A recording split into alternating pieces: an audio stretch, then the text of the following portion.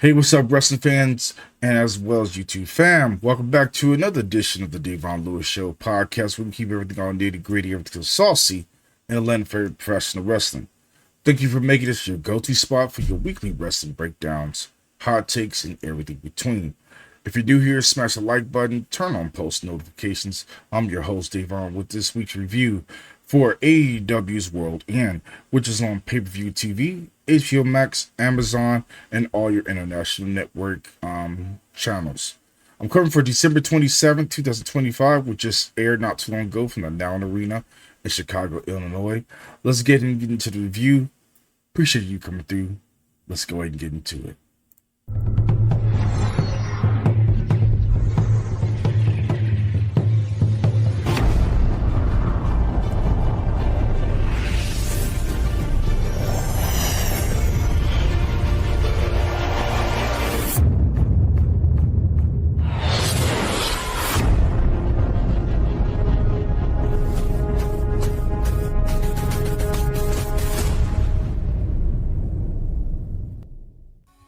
All right, ladies and gentlemen, let's go ahead and dive into it. AEW's World End had everything that you truly could have asked for and more. It was a phenomenal, solid show. It had everything you truly could have asked for and more. This was a solid PLE, and it was a great way, the way how AEW closed out the whole entire pay-per-view. But overall, let's go ahead and dive into the results that you are here for. We start off with the 0 hour. We had the Sisters of Sin, Julia Hart and Sky Blue defeating the likes of Haya and Maya World in tag team action. Along those lines, it was predictable that the Sisters of Sin was going to come out with the victory, but more importantly, it was a solid match that you could have asked for the women's division. Also, with breaking news, the new tag team of Haya and Maya, they are now officially All Elite. I guess Tony Khan had enjoyed the way how they had moved in the ring, and so they're officially All Elite. Congratulations to those ladies for putting on a banger with the Sisters of Sin. But I look forward to seeing what those ladies could do in the tag team division as this continue to be stacked up into a big way. More importantly, continue to be intriguing and keep me highly invested. But I look forward to seeing what might actually happen down the line for the women's division. Did we get to the next 0 hour match? We had Eddie Kingston defeating the likes of Zach Gibson. This match was everything you could have asked for. One half of the Grizzly veterans. It was everything you could have asked for. A lot of back and forth. But of course, the conclusion of the match happened where they put the beat down on Eddie Kingston. And we had the return of no other than someone we have been missing in such a long time. It was Ortiz. Ortiz was highly missed. He was out for over a year when it comes to AEW, but has made his anticipated return, which was much needed when it comes to the AEW roster. And I look forward to seeing him and Eddie Kingston get their payback when it comes to not only these Grizzly veterans, but more importantly, stack up when it comes to the other problems Eddie Kingston have been having issues with, including with the ops. But in overall, it was a solid singles match. And then congratulations to seeing the return of Ortiz. He is someone that is much needed, that enthusiasm. Too bad his partner, currently Santana, has already jumped his way to TNA, done some other accolades, became the TNA World Heavyweight Champion, and so much more. But in overall, this is a redemption to see what he could do on the scene, not only on the tag team with Eddie Kingston, but making a big singles run and making a splash in the mid-card division for AEW. Then we get to the next 0 hour match. We had Bandito and Mascara defeating the likes of the Don Callis family. This was a solid back and forth tag team match.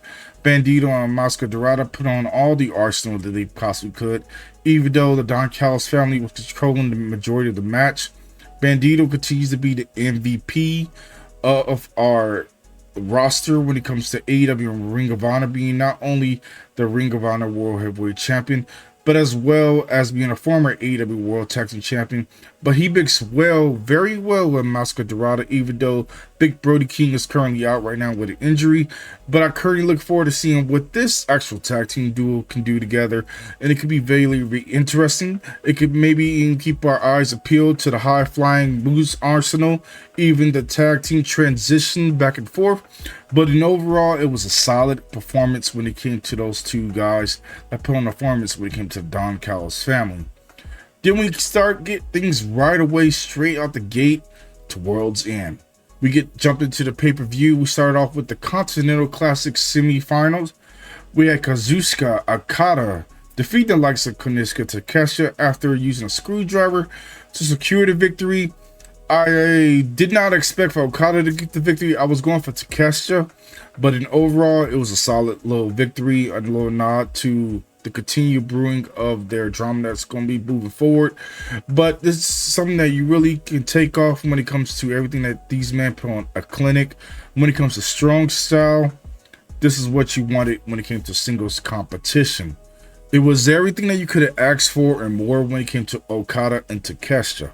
They put on a clinic. They put on a chop clinic.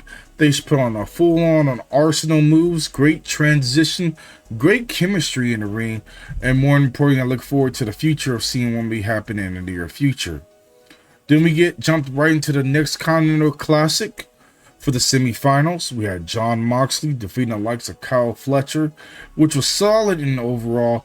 But Kyle Fletcher was trying to use the same screwdriver, but he was the original one that planted the screwdriver. Okada took advantage of that earlier in his previous match and was able to advance. But Kyle Fletcher was too distracted trying to use it to his arsenal. But these two men put on a clinic all the way down to the end. Jon Moxley was a fighting man down to the end, and he was able to come out victorious by hitting that lovely Death Rider and was able to secure the victory and come off with the win.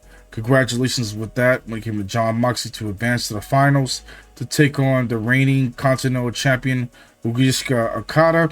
And you know that was going to be a banger. Then we get down to the tag team title match, the Chicago Street Fight, or what you would call it. We had the FTR retaining their gold against the Bang Bang Gang. I thought there was the big opportunity for more members of the Bang Bang Gang to come back, but we know how that goes. Not a single member could still be healthy, but if it was for the tag team titles, I'd rather it be with the Guns. We know when it comes to Austin and as well as his brother, I prefer for those two boys to be the ones to take the tag team titles off the FTR. And I thought this was going to be the hang up for us to have the return of Adam Copeland and Christian. But of course, we wasn't teased with that. And so FTR continues to push their way towards Revolution.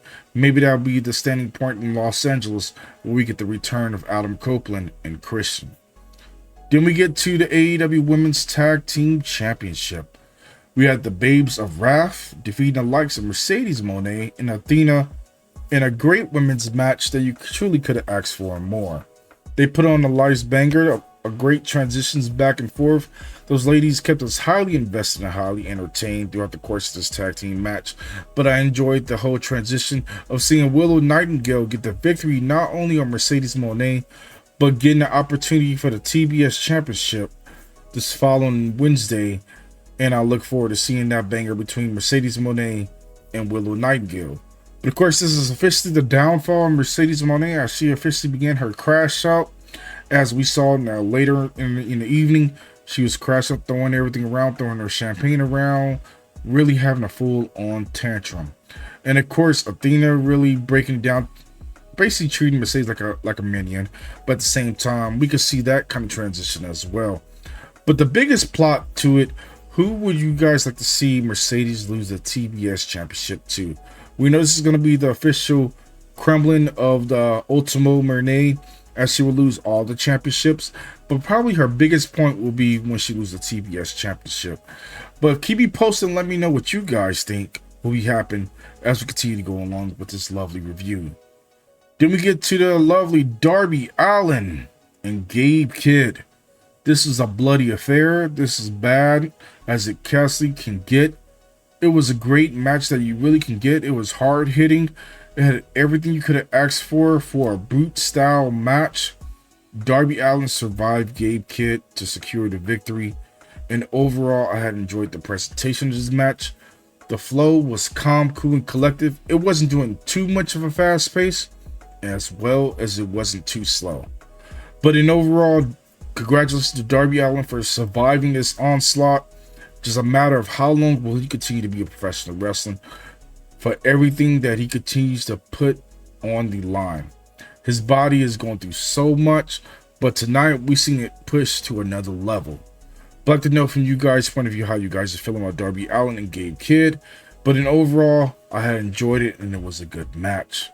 Then we get to the Mixed Nuts Mayhem Tornado Tag match, which featured Mark Briscoe, Orange Cassidy, Roderick Strong, and Toni Storm, defeating the likes of Claudio Castagnoli, Daniel Garcia, Willa Yuya, and Marina Shafir of the Death Riders. This match had everything you could have asked for. Some great pops, some great spots of seeing people tangle.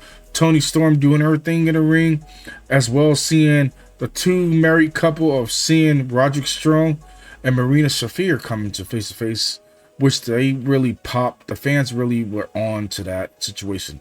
Claudio was on another level when it came to everything that took place in this match, but the camaraderie along with Roderick Strong and Toni Storm came off victorious as the face celebrated in the ring, and we ended up having Marina Shafir.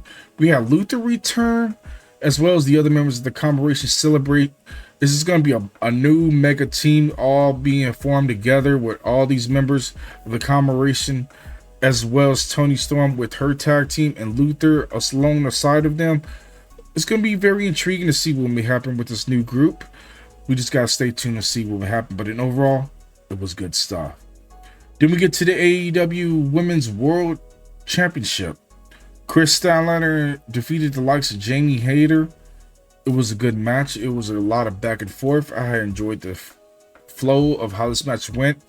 It started off slow, so I'm pretty sure the Chicago crowd was getting a little bit of antsy, a little bit boring after they just had that whole mixed mayhem took place. But in overall, they still was alive throughout the course of the match and keeping intrigued throughout the whole course. But Chris Statlander was able to secure the victory. But the big question is, where does Jamie Hayter go from here? I love the whole character for Jamie Hayter, but I think she needs a repackage and come off as a heel. I'd like to see what she can do on that kind of level and pretty much amp it up to the next level when it comes to her character. When it comes to Chris Statlander, she continues to impress us each and every single week, but I need her to captivate and become more of a connection with the crowd. I feel like it's coming a little bit dull when it comes to her character. She needs to connect a little bit better so we can really put her in that conversation as being one of the greats when it comes to AEW. Then we get to the Continental Classic Finals. We have the Kazuchika Okada losing to Jon Moxley, and was a dragged out match, but in overall it was great for what you could have asked for. Jon Moxley was able to secure the victory, was able to come out on top. More importantly, congratulations to Jon Moxley to becoming the new Continental Champion. This is a split from the Unified Championship that Kazuchika Okada had, but set up a new direction of Jon Moxley officially going face. But more importantly, where does the Death Riders go from here? They did celebrate with him in the ring, but this is going to be long-term booking of seeing what may eventually happen. And I look forward to seeing what may happen with Jon Moxley as he had his whole speech and spiel about the ladies in the back, the fans, everything. He had a whole entire rah-rah speech of this is where the best wrestle in the whole 9 yards. But I got to still see where it may actually happen. But in overall, it was a solid match. Now it's time for the main event. It was AEW World Championship on the line as MJF defeated the likes of Samoa Joe, Hangman Adam Page, and Swerve Strickland. This match had everything you could have asked for, from moves to trademarks to high spots to the highs, the lows, even with the ops getting involved. We had so much that went down in this match. It could have went any direction when it came to this main event. I thought Hangman Adam Page was going to be the one to take the pinfall, because I remember when MJF was talking more of the lines of he beat everybody that he had in contact with, and that would have solidified him beating him too to make long-term booking.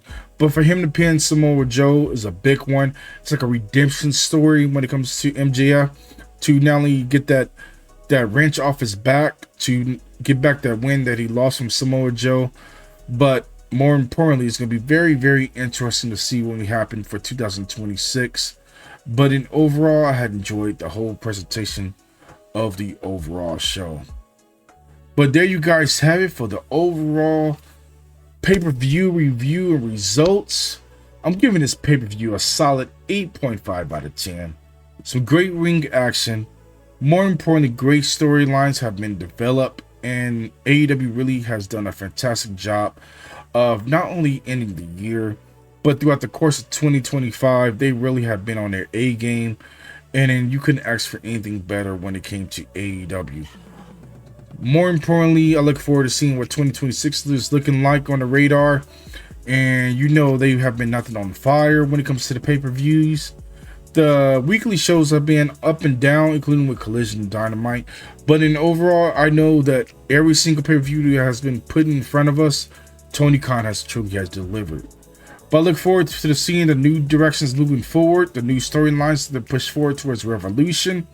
But more importantly, I appreciate you guys for coming through and tuning in. Until the next episode, you guys be safe, and I'll catch you guys in the next one. Peace.